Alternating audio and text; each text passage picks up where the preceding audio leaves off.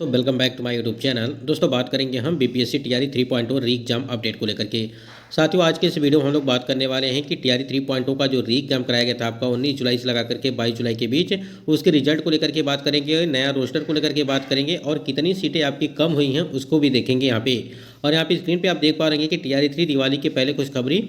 और यहाँ पे देखिए आरटीआई के द्वारा एक नया खुलासा देखने को मिला है शिक्षक भर्ती में। एक सीट पर एक अभ्यर्थी का रिजल्ट यानी कि वन कैंडिडेट वन रिजल्ट को लेकर के बात करेंगे। और डीबी में हजारों लोग इस गलती से बाहर, यानी कि जितने भी कैंडिडेट टीआरई 3 वाले हैं वो थोड़ा सा ध्यान देंगे, क्योंकि आपका जो है रिजल्ट जो है वो दिवाली के पहले देने की बात कही गई है। तो उससे रिलेटेड अपडेट है कि आपका जो डीबी होने वाला है उसमें आपको कौन कौन से जो है सावधानियाँ बरतनी हैं उसको भी हम लोग देखेंगे इस वीडियो के माध्यम से। तो वीडियो पर बने रहेंगे लास्ट तक तो सारी जानकारी आपको मिलेगी। इससे पहले यदि आप चैनल पर पहली बार विजिट किए हो तो चैनल को भी सब्सक्राइब करके बेल आइकन को प्रेस कर लीजिएगा, जिससे हर लेटेस्ट अपडेट आपको समय से मिलती रहेगी। चलिए एक बार देखते हैं।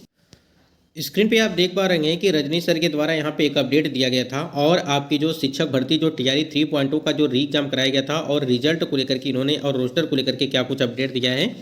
देखिए इनके द्वारा एक अपडेट दिया गया, लिखा गया है कि शिक्षक का अभ्यर्थी आपकी हर मुश्किल पर हमारी नज़र है और सीटों की संख्या एक बार मुद्दा मतलब कि बड़ा मुद्दा जरूर है, पर धैर्य रखिए, जल्द ही पूरी तस्वीर होगी साफ। कहने का मतलब ये है कि देखिए यहाँ पे चीज़ें क्या हो रही हैं कि जो आपका बीपीएससी प्रधान शिक्षक भर्ती आपकी कराई गई थी उसमें क्या हुआ है कि जो आपके जो है 40,247 जो पद थे, जो 40,247 के आसपास आपके पद थे, जिसमें से सीटों की संख्या लगभग 2,000 या 3,000 के आसपास सीटों की संख्या कम कर दी गई है। यानी कि अगर टोटल सीटों की बात करें तो वो लगभग 37,000 ही सीटें आपको वहाँ पे देखने को मिल रही हैं। तो उसको देखते हुए जितने भी कैंडिडेट यहाँ पे टीआरई 3 वाले हैं उनके मन में एक ही चीज़ आ रहा है कि हो सकता है कि टीआरई 3.0 की भर्ती में भी सीटों की संख्या वो कम देखने को मिल सकता है। तो जितने भी कैंडिडेट यहाँ पे टीआरई 3 वाले हैं थोड़ा सा ध्यान देंगे और इस बात को ध्यान रखिएगा कि देखिए आप लोग सीटों को संख्या को लेकर के जो है काफ़ी ज़्यादा परेशान है। तो यहाँ पे जो टीआरई 3 की जो अपडेट थी उसमें यही चीज़ बताया गया था। अब जब इसके पहले जब रजनी सर का जो यहाँ पे ट्वीट किया गया था तो उसमें ये चीज़ बताया गया था कि जो आपका 87,774 पद हैं वो आपका यही पद रहेंगे, यानी कि इतनी टोटल जो वैकेंसी है ये आपकी इतनी ही रहेगी। इसमें ना कोई आपकी सीटें ऐड की जाएंगी, ठीक है,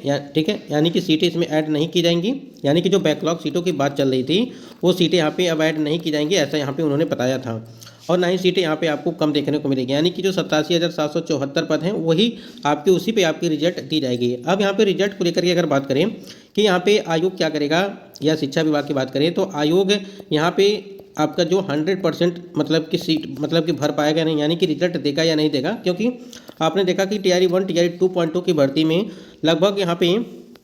50,000 के आसपास आपकी जो सीटें थी वो टीआरई 1 में खाली थी। लगभग 20 से 22,000 की सीटें आपकी जो थी वो टीआरई 2.2 की भर्ती में खाली रह गई थी यहाँ पे। तो कहीं ना कहीं सीटें पूरी तो भर नहीं पाएंगी, ये सबको पता है। और देखिए 87,774 पद है, इसमें भी आपकी सीटें खाली रह जाएंगी, क्योंकि देखिए एक तो आपका वन कैंडिडेट वन रिजल्ट नहीं यहाँ मांग चल रही है, तो वो चीज़ें नहीं कंप्लीट हो पा रही हैं। और कई सारी चीज़ें हैं, जैसे मान लीजिए यहाँ पे वन कैंडिडेट अगर वन रिजल्ट दिया जाता है तो मान लीजिए किसी भी कैंडिडेट का यहाँ पे किसी भी एक से अधिक वर्गों में अगर चयन हो जाता है तो उनका अगर मान लीजिए पीआरटी में 6 to 8 में चयन हो जाता है तो उनका क्या है कि इसमें किसी एक में अगर अलॉट हो जाता है तो उनको दूसरे में जो है उनका रिजल्ट जारी न किया जाए। इसी प्रकार से चीज़ें होंगी, तब जा करके यहाँ पे दूसरे कैंडिडेट को यहाँ पे मौका मिल पाएगा, ठीक। यानी कि दूसरे कैंडिडेट जो भी कैंडिडेट योग्य कैंडिडेट होंगे उनको इस वाले में मौका मिल जाएगा और उनका जो है चयन यहाँ पे देखने को मिल सकता है। फिलहाल यही प्रयास है कि वन कैंडिडेट वन रिजल्ट दिया जाए। और देखिए सीटों को लेकर के अगर जो बात कर रहे थे हम तो उसमें आपको कोई भी दिक्कत नहीं है, यानी कि जो 87,774 जो पद हैं ये आपकी इतनी पे रहेगी और इसमें किसी को भी कैंडिडेट को यहाँ पे परेशान होने की ज़रूरत नहीं है। और जो आपको यहाँ पे बात करें अगर तो जो यूआर कैटेगरी की सीटें हैं, चाहे आप किसी भी मतलब विषय को लेकर के अगर बात करें,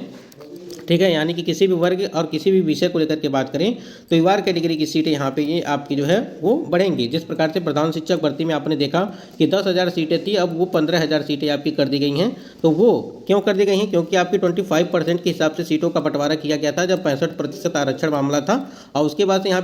पे जब 50% का आरक्षण मामला है वो वहाँ पे जो है यूआर कैटेगरी सीटें वो 40% यानी कि 40% के हिसाब से सीटें रहेंगी। तो जाहिर सी बात है कि आपका यूआर कैटेगरी में सीटों की संख्या वहाँ पे बढ़ेंगी। तो यहाँ पे उन्होंने एक चीज़ अपडेट तो दिया है कि जो सीटों को लेकर के काफ़ी ज़्यादा जो है कन्फ्यूजन बना हुआ है कि क्या होगा क्या नहीं होगा, हो सकता है कि सीटें कम हो जाएँ, ठीक है। और सीटें आपकी कम किस में हो रही हैं वो भी आपकी एक तो एबीसी है, एक तो बीसी है, एससी है, फिर आपका एसटी है। ये 4 कैटेगरी है जिसमें आपको पता है कि आरक्षण बढ़ा था। तो जाहिर सी बात है जब आरक्षण बढ़ा था, अब जब आरक्षण कम होगा तो यहाँ पे सीटें कम होंगी, क्योंकि पहले आपका जिस प्रकार से आरक्षण बढ़ा था उस हिसाब से आपकी सीटें यहाँ पे रखी गई हैं चारों में, तो आप वो आपकी कम होंगी। अगर हम लोग यहाँ पे रिजल्ट को लेकर के बात करें, जो TRE 3.0 का रिजल्ट है, ठीक है, 31 अक्टूबर, ये आपकी 2-3 बार ये अपडेट आ चुकी है कि 31 अक्टूबर तक BPSC आयोग का लक्ष्य है कि आपका रिजल्ट जारी किया जाएगा। लेकिन न्यूज़पेपर में एक चीज़ देखने को मिला कि आपका जो रिजल्ट है TRE 3.0 का, वो छठ के बाद मतलब कि कभी भी आ सकता है। छठ